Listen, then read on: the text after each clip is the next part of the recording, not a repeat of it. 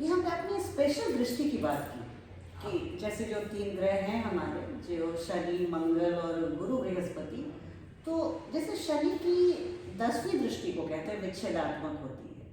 हाँ, जहाँ पड़ती है 10वीं दृष्टि, तो वो तो ऐसे कुछ आप बातें बताएं इनकी स्पेशल दृष्टियों के बारे में, प्लैनेट्स के। इन तीनों प्लैनेट्स की जो स्पेशल दृष्टि है जी, तो ये हमको बहुत गहराई से समझने की जरूरत है। जैसे मैं एक एक करके हम बात करते हैं। जी, जैसे सबसे पहले जुपिटर का उदाहरण लेते हैं। जी, जुपिटर की 5वीं दृष्टि, ठीक है। जुपिटर कहीं भी बैठा हो, हाँ, 5वीं दृष्टि जो है, 5वां घर किस चीज के लिए है, हाँ, वही चीज वो डिनोट करते हैं।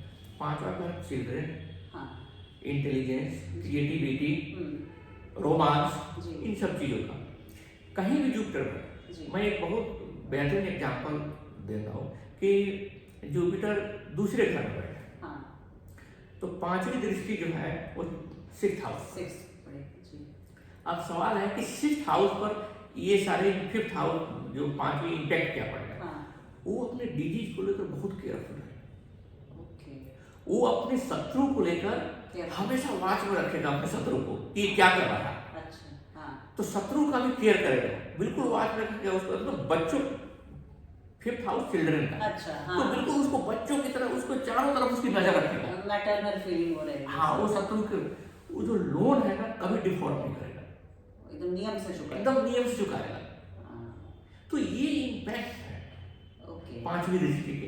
अब यही 5वीं दृष्टि अगर अब 3rd हाउस मान लीजिए Jupiter 3rd house, 3rd house में, तो ओह, 5वीं दृष्टि 7th हाउस में पड़ेगी। हाँ, वो अपने स्पाउस का ही पेरेंट्स हो जाएगा।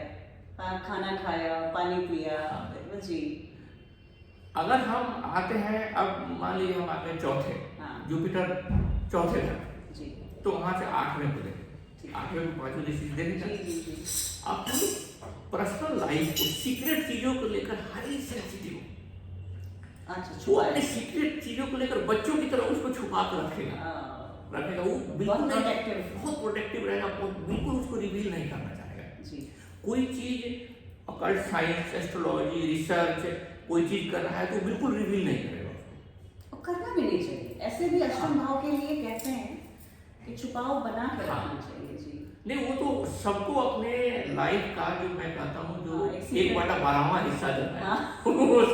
ये घर जो है वो एक बटा भरा हुआ हिस्सा, मिनिमम उतना जो है जी, वो होना चाहिए। जी, तो वो उस तरह से उसको रखते हैं। इसी तरह से अगर हम आप देखिए कि अब हम 9वीं दृष्टि नवीं है, दृष्टि, जी, तो कहीं से भी आप उठाइए, कहीं से भी अगर वो 9वीं दृष्टि, जी, 5वीं दृष्टि की हम एक और बात करते हैं हाँ, हाँ, कि 9वें घर में बैठा हाँ, ठीक, जुपिटर, तो जी। 5वीं दृष्टि में लग्न को देखेगा, वो खुद को अपने बच्चों की तरह केयर करेगा, खुद को इतना केयर करेगा, सेल्फ ऑब्सेस्ड है, सेल्फ ऑब्सेस्ड रहेगा, हर चीज में वो केयरिंग होगा अपने लिए। हाँ, कि कहीं मुझे चोट ना लग जाए, कहीं मुझे हर चीज तबीयत में खराब ना देखने हो। में मैं अच्छा दिखूं, हाँ। इंटेलिजेंट रहूं, प्रेजेंट अच्छे से करूं, हाँ, अपने खाने पर ध्यान, सेल्फ बहुत इंपॉर्टेंस देगा। सेल्फ ओके, सेल्फ से बहुत प्यार करेगा, अपने से बहुत लगाव रहेगा। तो हम ऐसे में बोल सकते हैं अगर लग्न को देख रहे हैं अपनी पंचम दृष्टि से, हाँ। तो ऐसा जातक या जातिका कभी भी सेल्फ हार्म, सुसाइड ये सब नहीं करेगा, नहीं। वो हम लोग बोल सकते हाँ, हैं, जी,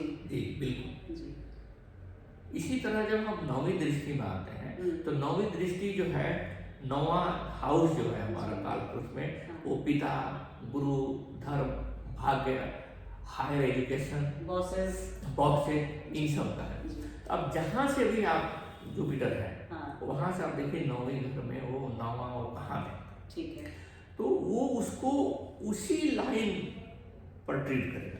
उस पूरे हाउस, उस हाउस के जितने अफेयर होंगे, हाँ, वो उस हाउस को बिल्कुल उसी लाइन पर ट्रीट करेगा। फादर के जैसा, हाँ, फादर के जैसा, गुरु के जैसा, आपको पूरे रिस्पेक्ट से, हाँ पूरे रेस्पेक्ट से। जी। और उस चीज में 9th हाउस हायर एजुकेशन है, तो उस चीज में वो हायर एजुकेशन पर जाना चाहेगा अच्छा, कि ये जो उस हमारे- फील्ड में, जी, जी, जिस फील्ड को जहाँ पर वो उसकी दृष्टि पड़ेगी, उस हाँ। वहाँ पर उसको देखेंगे हम इसमें जो मैक्सिमम हायर एजुकेशन कर सके, वो ले- नॉलेज गेन कर सके, वो कर सके।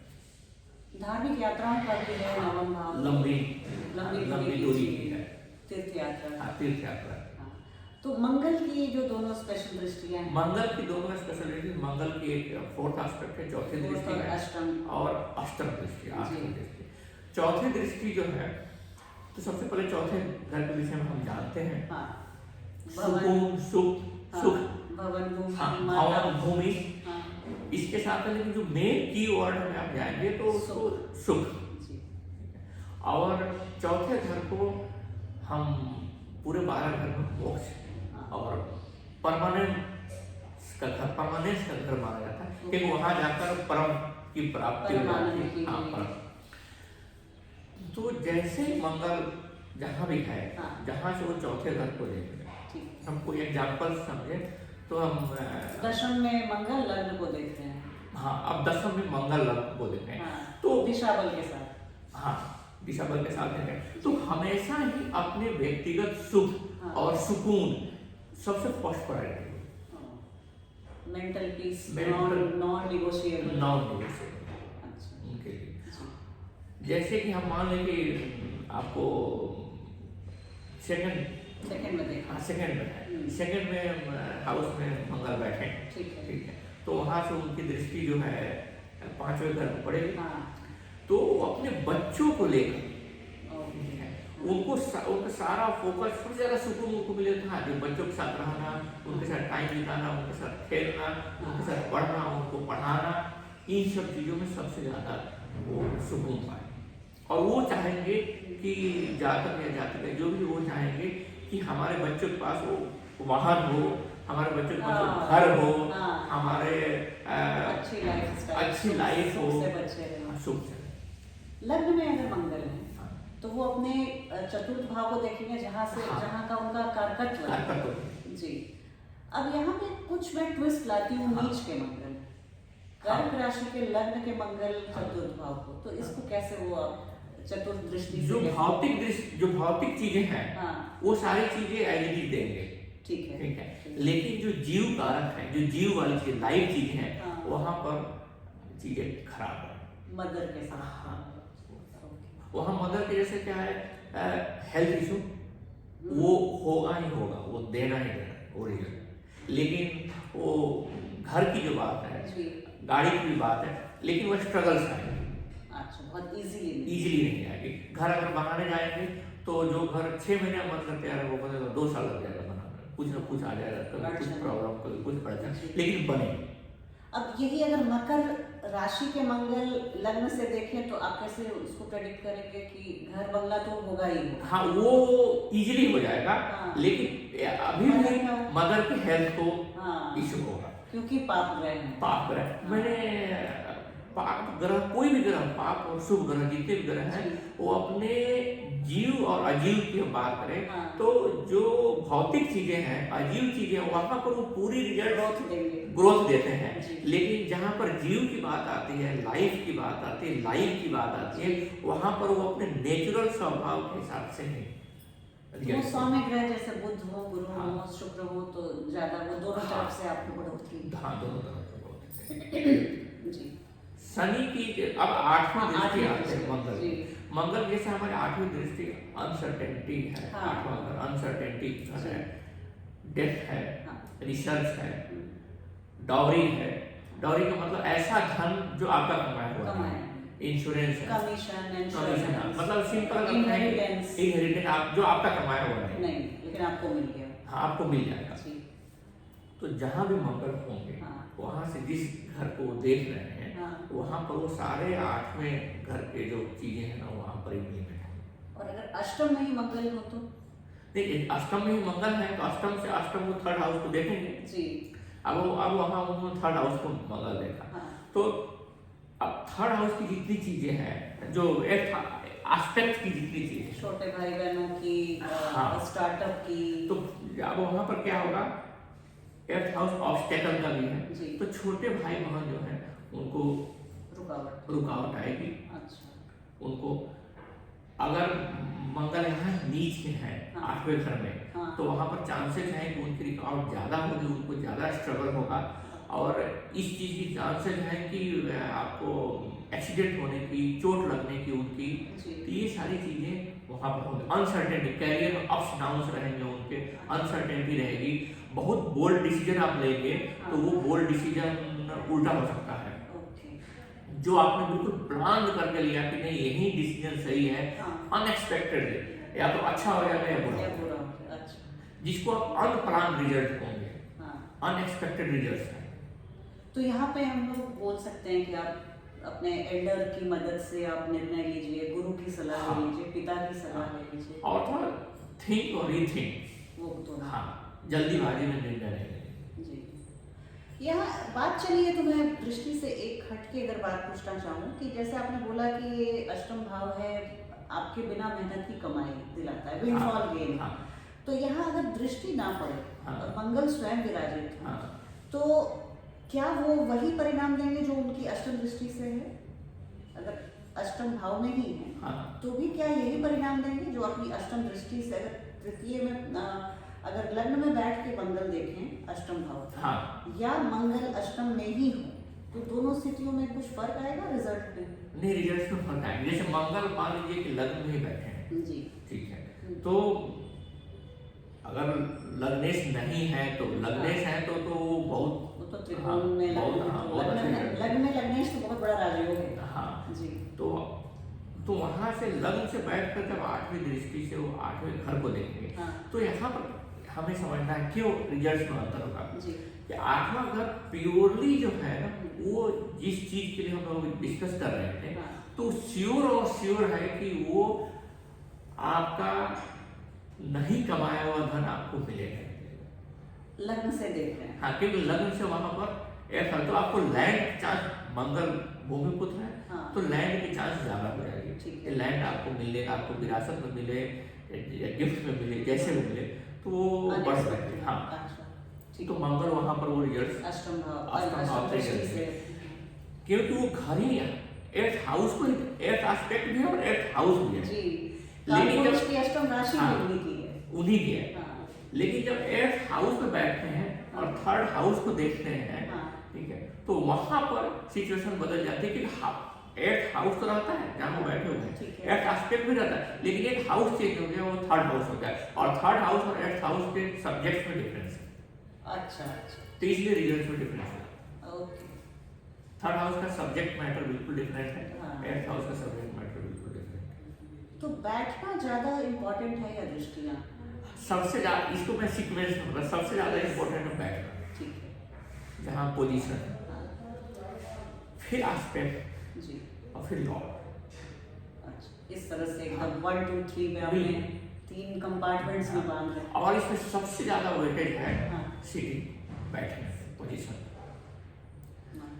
लॉर्ड की मैं एस्पेक्ट का दूसरा और लॉर्ड का तीसरा, क्योंकि लॉर्ड जो है वो बहुत जनरल, वो तो ऐसे भी 2 घर के स्वामी हैं, इसीलिए तो वो बहुत क्लियर कट नहीं देते हैं। और जब भी हम दशा और महादशा की अंतर्दशा में देखे नहीं जाते हैं तो हम बेटर ये है कि हम ये देखें कि वो प्लैनेट बैठा कहाँ है। अच्छा, ठीक है, वहाँ के सबसे स्ट्रॉन्ग रिजल्ट्स हैं। हाँ, वहीं के रिजल्ट, उसी घर के रिजल्ट जो है, उसी हाउस, उसी राशि के रिजल्ट जो है वो सबसे ज्यादा है, और पहले रिजल्ट आएगा, ज्यादा रिजल्ट आएगा, विजिबल रिजल्ट आएगा जो हमें दिखेगा। शनि की दोनों दृष्टियाँ, शनि की दृष्टि में तीसरी दृष्टि और 10वीं दृष्टि है। तीसरी दृष्टि जैसे तीसरा हाउस जो है, थर्ड हाउस है हमारा, वो कम्युनिकेशन का है, शॉर्ट जर्नी है जी, हमारे courage, boldness, lower mind, criminal mind, third house. तो जैसे ही थर्ड दृष्टि जहाँ भी पड़ेगी तो अब कोई भी हम एग्जाम्पल ले लें, जैसे मान लीजिए कि शनि तीसरी हाउस में है, शनि, और वहाँ से वो जब वो देखेंगे तो 5वें घर को देखेंगे, बच्चों के घर को।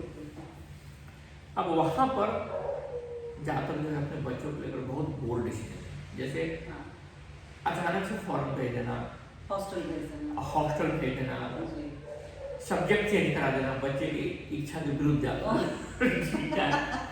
उसको पढ़ना कुछ और पढ़ाना कुछ और, क्योंकि ये आप ऐसे डिसीजंस थर्ड हाउस में लेते हैं। तो ये एक चीज है। दूसरी चीज है कि बच्चे के विषय में डिले भी हो सकता है। हाँ, डिले तो होगा, संतान प्राप्ति में हाँ, डिले। वो तो डिले हो जो शनि का जो नेचुरल है, हाँ। तो वो तो करेगा जी। तो ये तीसरी दृष्टि जो है, हाँ। तीसरी दृष्टि एक एस्टेब्लिश जो सूत्र मैंने अनुभव किया कि जब भी पांचवें घर में शनि है तो तीसरी दृष्टि वो सप्तम को देते हैं। तो हमारी लाइफ बहुत कोल्ड होगा, लॉन्ग लास्टिंग होगा, लॉन्ग लास्टिंग होगा, हाँ। ब्रेकअप भी नहीं होगा, जी। ठीक है, लेकिन ठंडापन, हाँ, रिश्तों में वो गर्माहट नहीं रहती है, जो गर्माहट रहती है। और ये शनि की तीसरी दृष्टि के साथ ही जुड़ी हुई चीज है कि जिस तरह से शनि की जो तीसरी दृष्टि उसका रीजन है, जो तीसरा घर है वो सेल्फ एफर्ट, 3 और 6 जो है ये सेल्फ एफर्ट है, तो सारी एनर्जी जो है ना उसकी वो सेल्फ एफर्ट में जाती है। तो अगर आपके पास लीजर टाइम ही नहीं है आपको इन सब चीजों के विषय में सोचने के लिए, तो वो जो तीसरी दृष्टि जहाँ जहाँ पड़ती है, शनि जहाँ भी पड़ेगी वहाँ पर जो रिश्ते हैं उस रिश्तों को कोल्ड और ठंडा बना कर रखते हैं। अगर मान लीजिए कि उनकी दृष्टि 9वीं पर है तो फादर के साथ जो रिलेशन होगा वो बहुत वार्म नहीं होगा, ठीक है, अंडरस्टैंडिंग होगी, रिलेशंस खराब नहीं होंगे, लेकिन बहुत वार्म नहीं होगा, फीलिंग्स बहुत ज़्यादा, हाँ, फीलिंग्स बहुत ज़्यादा नहीं होगी।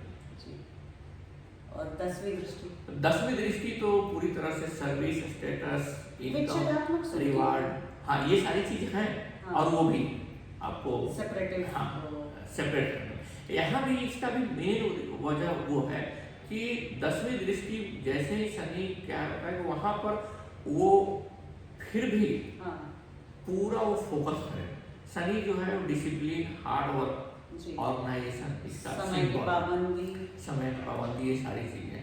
तो जहाँ भी 10वीं दृष्टि पड़ेगी, इसीलिए हमने हमेशा देखा है कि 10वें घर में अगर शनि है तो 7वें घर में 10वीं दृष्टि पड़ती है, तो वहाँ रिलेशनशिप ब्रेक नहीं होगा, लेकिन रिलेशनशिप में जो वार्मथ होनी चाहिए वो नहीं। वो तो शनि देव की तासीर ही वैसी, सूर्य से सबसे दूर ठंडे प्लैनेट हैं, तो वो और केतु के बाद दूसरा डिटैच करने वाले प्लैनेट वही है, शनि सबसे एक नंबर पर केतु है। शनि की महादशा के बारे में कुछ बात बताएं।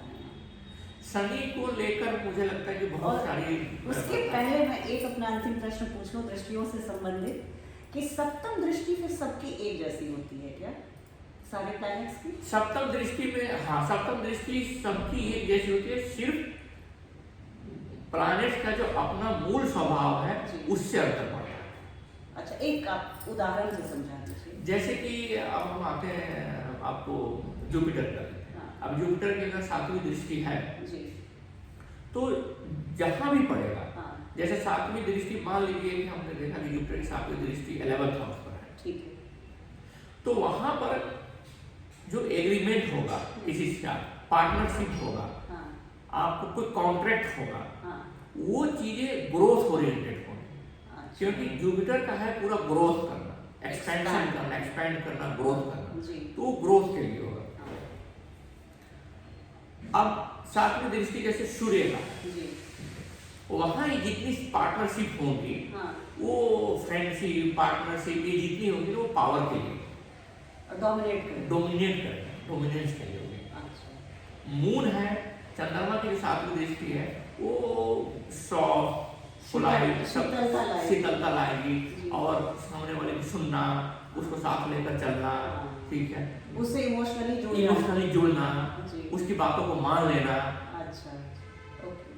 ये तो सिर्फ वो ग्रह का, प्लैनेट्स का अपना मूल स्वभाव, तासीर जो है वो, और 7वीं दृष्टि। तो शनि के बारे में, शनि की 7वीं दृष्टि फिर कैसी रहेगी? वो रेस्ट्रिक्ट करेगी? शनि रेस्ट्रिक्शन का भी बहुत बड़ा, वो पढ़ते थे, तो जैसे शनि ग्रह अपने रिंग के अंदर है, तो वो एक सकुचाहट उन्हीं के, वही अपने, तो वो एक बाउंड्री फील करते हैं इनकी महादशा, कुछ कष्ट सा, आप खुलापन नहीं फील करते। ये तो है, शनि का है कि वो कहीं भी हो और जहाँ भी दृष्टि हो, जहाँ बैठे हो वहाँ, और जहाँ स्पेशली दृष्टि हो वहाँ पर ये इशू रहता है। Restriction, control. तो अगर ये षष्ठम भाव में इनकी 7वीं दृष्टि पड़ रही है तो ये अच्छी बात है कि आपके शत्रुओं को कंट्रोल कर रहे हैं, आपके रोग को कंट्रोल कर रहे हैं। जी। शनि जो हम लोग बीच में एक बार चर्चा कर रहे थे कि जो स्पेशल सिचुएशन में जैसे एस्पेक्ट्स की हम लोग अभी चर्चा कर रहे थे, जैसे पोजीशन की अगर हम बात करते हैं तो हमने सीखी हुई है कि सूर्य घर में स्पेशल पोजीशन है, वो बहुत ही अच्छा रिजल्ट है। इसी तरह शनि जो है तीसरे और छठे में बहुत अच्छा स्पेशल, तो 7वीं दृष्टि उनकी यही अच्छा। इसी तरह चंद्रमा जो है लग्न में और मंगल जो है 10वें घर में 10th हाउस में, मरकरी जो है 11th हाउस में, जुपिटर 5th और 9th में, और सबसे आश्चर्यजनक चीज जो मैंने पाई वो केतु को लेकर पाई कि दूसरे और 8वें घर। केतु बहुत अच्छा परिणाम। हाँ, केतु दूसरे और 8वें घर में स्पेशल रिजल्ट केतु के। स्पेशल अब स्पेशल अब सिर्फ इतना ही हमें देखना होता है कि वो किस राशि में, ठीक है, क्या वो बुध की राशि में है या गुरु की राशि में है, तो रिजल्ट अच्छे हैं, बहुत अच्छे हैं। गुरु से कोई भी संपर्क हो रहा है जुपिटर से, तो बहुत एस्पेक्ट का संपर्क हो, राशि का संपर्क हो या नक्षत्र का संपर्क हो, तो रिजल्ट से बहुत अच्छे हैं। मैंने बहुत अच्छे रिजल्ट पाए।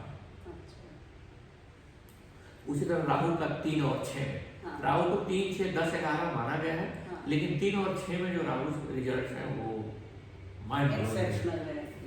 तो ये स्पेशल पोजीशन जो है स्ट्रेंथ, ये वाकई मैंने कई बार टेस्ट किए हैं इनको और ये वाकई काम करते हैं। एक मैं दृष्टि संबंध गुरु और बुध का कहा जाता है कि ये भी अगर दृष्टि संबंध है, गुरु के किसी भी दृष्टि से अगर बुध दृष्ट हो जाते हैं तो ये भी आपके इंटेलिजेंस और ज्ञान विजडम के लिए बहुत ही अच्छा। ये इंटेलिजेंस में विजडम को जोड़ देते हैं।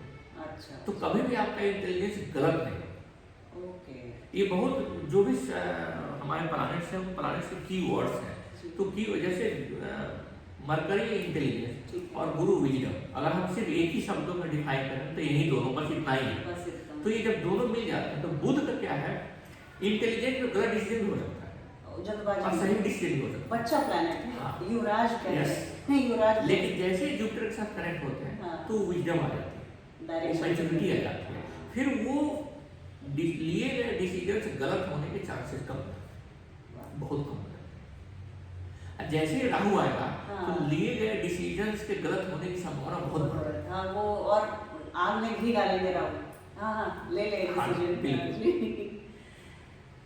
एक प्रश्न नक्षत्र से मैं अंतिम प्रश्न इस कार्यक्रम का पूछना चाहूंगी। आपने अपने बातचीत के दौरान बताया 27 नक्षत्रों में 26 के तो जोड़े हैं, 27वां नक्षत्र अकेला है, और अगर इस नक्षत्र में आपके लग्नेश है या सप्तमेश है तो विवाह की थोड़ी प्रोबेबिलिटी घट जाती है, या नो मैरिज योग। नो मैरिज योग पर भी जरा इसके बाद आप चर्चा कर दें तो।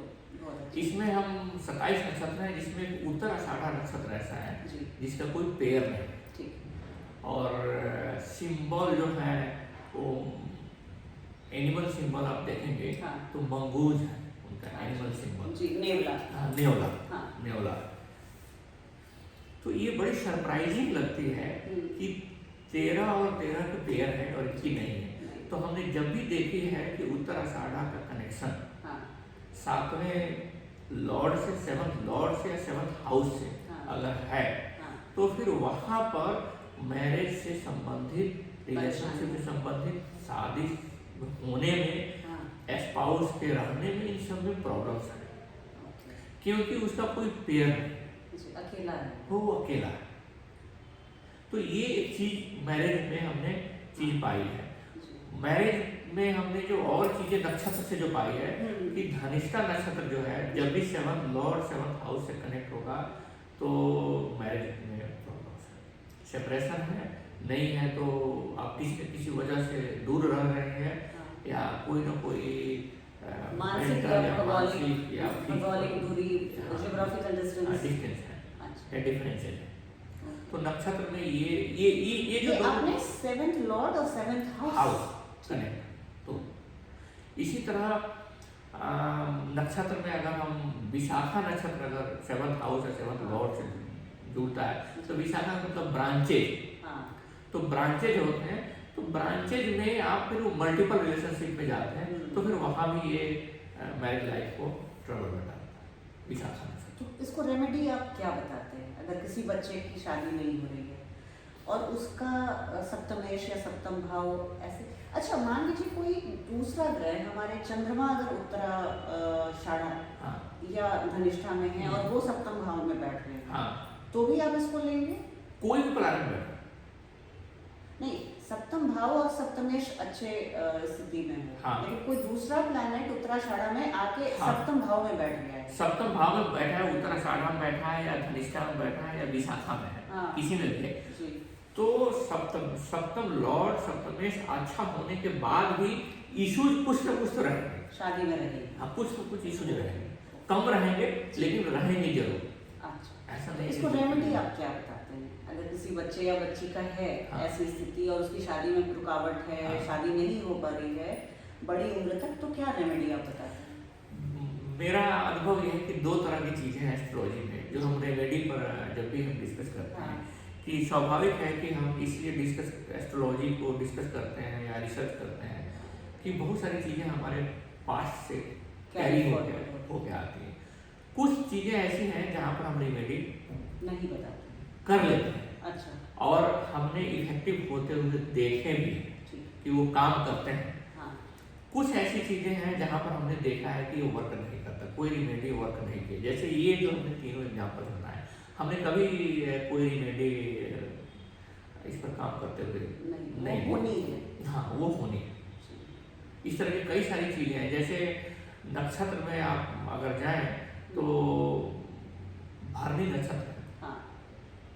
सूर्य अगर भरणी में है, पिता के लाइफ में अप्स डाउन्स आने, मार्स भरणी में है तो भाई के लाइफ में अप्स डाउन्स आने, शुक्र है तो स्पाउस वाइफ, जो प्लैनेट्स उसमें है उसमें अप्स एंड डाउन्स आने, ट्रांसफॉर्मेशन।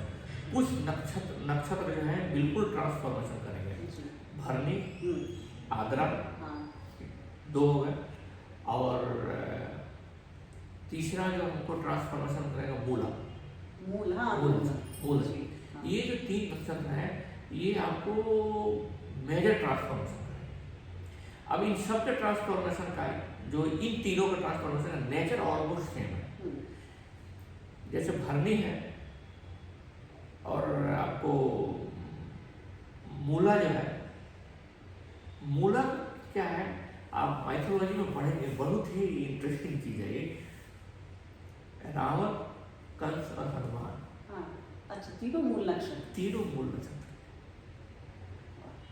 इन तीनों का रिलेशन डिस्ट्रक्शन से है। जी। तुम और ये नक्षत्र जो है मूल नक्षत्र, और उसी तरह से भरणी है और उसी तरह से आगरा है, बहुत इंटेंस नक्षत्र है जी। तो ये डिस्ट्रक्शन करेंगे और फिर रिबिल्ड करेंगे, पुरानी चीजों को, पुराने सिस्टम को खत्म कर देंगे। भरणी नक्षत्र में हमने देखे हैं कि वो पुराने सिस्टम को बिल्कुल खत्म कर देंगे, मतलब उनके हिसाब से पुराना सिस्टम बिल्कुल यूजलेस है, बेकार है, इसको रिमूव करो और इसको नई सिस्टम बनाओ, नया दुनिया बनाओ, नई चीजें लेकर आओ। सेम चीज है मूला में। मूल में नक्षत्र में और भरणी में डिफरेंस क्या आता है? भरणी में क्या सेल्फ डिस्ट्रक्शन नहीं है, मूला में नक्षत्र में क्या सेल्फ डिस्ट्रक्शन भी बहुत बड़ा होता है, ज्यादातर चीज वो खुद से डिस्ट्रक्ट कर रहे हैं। मूल नक्षत्र में मैंने जो देखा है, मैंने जो चार्ट्स देखे हैं मूल नक्षत्र वालों का, तो एक उनमें स्मोकिंग, ड्रिंकिंग या सेल्फ हार्म करना, और दूसरा समाज में जैसे बहुत बड़े बड़े पुलिस ऑफिसर और आर्मी के ऑफिसर्स को भी मैंने देखा है जी। और आपको जो इन्फोर्समेंट एजेंसी हैं, उनके स्पाइज हैं, वो आपको देखेंगे अगर उनका आप रिसर्च करें तो उसमें मूल नक्षत्र के हैं, आपको मृगशिरा जो हमेशा सर्च करता है, सर्चिंग नक्षत्र है, मृगशिरा नक्षत्र के हैं, ये दो नक्षत्र के हैं जो है। और जो कुछ नक्षत्र बहुत सीक्रेटिव है, जैसे अश्लेषा और शतभिषा, ये बहुत ही सीक्रेटिव, ये दो नक्षत्र हाईली सीक्रेटिव है, अश्लेषा और शतभिषा। तो ये नक्षत्र ये जितने हैं, तो इन्फोर्समेंट एजेंसी में जो लोग काम करते हैं, तो वो मूला, मृगशिरा, शतभिषा और अश्लेषा।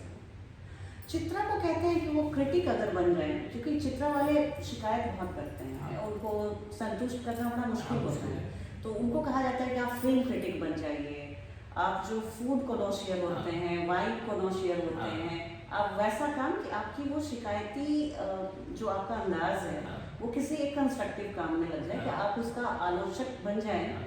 तो साहित्य के आलोचक बन जाए, तो आपकी आलोचना जो है वो सही जगह पे जाए। देखिए ये वर्क करता है चित्रा वाला। हाँ, चित्रा नक्षत्र वर्क करता है। चित्रा बहुत ही इंटरेस्टिंग नक्षत्र है जी।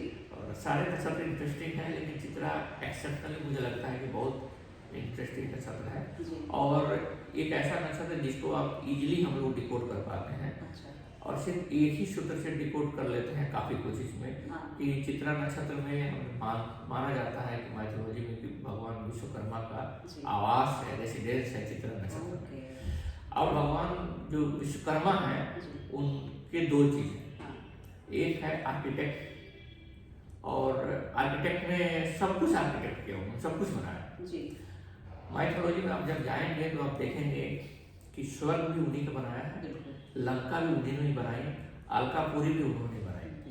इसीलिए जब हम कैरियर के विषय में किसी को चर्चा करते हैं तो अगर चित्रा नक्षत्र 10th लॉर्ड से है तो काफ़ी चांसेस है civil engineer, architect, interior designer ये होने का।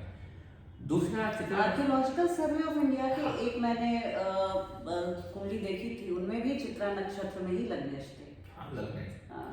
चित्रा नक्षत्र पुरानी चीजों को कैसे सहेजना, संभालना। सहेजना। हाँ जी। चित्रा नक्षत्र की दूसरी जो चीज हमने महसूस की कि वेपन से बहुत रिलेशन लगा। हाँ। तो इसीलिए अब ये कहाँ से ड्राइव होता है? हाँ। ये ड्राइव ये होता है कि जितने भी हमारे माइथोलॉजी में इस जो बताए गए भगवान शंकर हैं, हाँ। तो चाहे उनका त्रिशूल हो जी। या भगवान विष्णु का चक्र हो, ये सुदर्शन सारे जो चक्र, है हाँ, डिजाइन किए हैं। सारे, और भगवान इंद्र का वज्र हो, सारे की जो डिजाइन है और जो बनाया है वो विश्वकर्मा भगवान ने बनाए हैं। इसीलिए इनका इससे काफ़ी चित्रा का वेपन से हाँ। बहुत अच्छा रिलेशन है। तो अब यही चित्रा जी। अब इसमें दो एस्पेक्ट आते हैं। हाँ। अगर चित्रा नक्षत्र और उसका लॉर्ड एफ्लिक्टेड है तो फिर वो क्रिमिनल साइड में जाएगा, वेपन्स को यूज करेगा, आतंकवादी। थर्ड हाउस में बहुत डेबिलिटेटेड है। हाँ। जैसे चित्रा नक्षत्र मंगल है, ठीक है, और चित्रा नक्षत्र नहीं है, हाँ। खुद ही का है, खुद ही कर वो जो हमने अभी बातें की। हाँ। जी। लेकिन शनि से दृष्ट है या राहु के साथ है, हाँ। और 8th में है, 12th में है, तो वेपन का मिसयूज करेगा। अगर वही चित्रा नक्षत्र 8th हाउस में है, 5th हाउस में है, तो वो इन्फोर्समेंट एजेंसी, पुलिस, हाँ, उस और पर अच्छा काम करेगा। उसमें बहुत अच्छा काम, अचूक निशाना साधेगा शत्रुओं पे। जी। चलते चलते प्रश्न पूछना चाहूंगी हम एस्ट्रोलॉजर्स के लिए कि रेमेडीज जब हम बताते हैं किसी जातक और जातिका को, तो क्या हम भी उनके कर्मों में घुसते हैं? तो क्या उसका फल जो भी अच्छा बुरा होता है वो हमें भी भोगना पड़ता है? तो इसका कोई मेजरमेंट करने का कोई मेथड नहीं है। हाँ।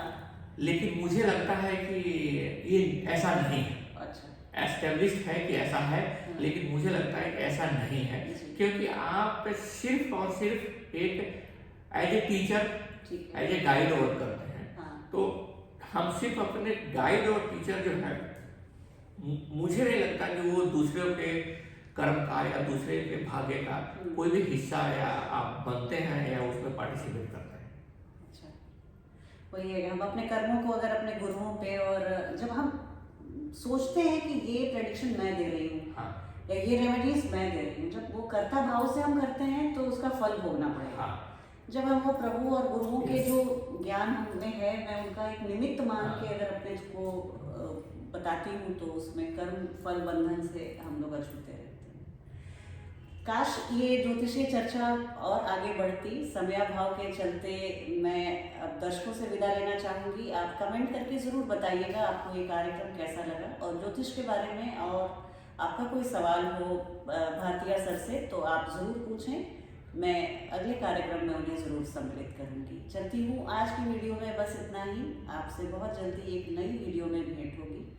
तब तक जय हिंद, जय भारत।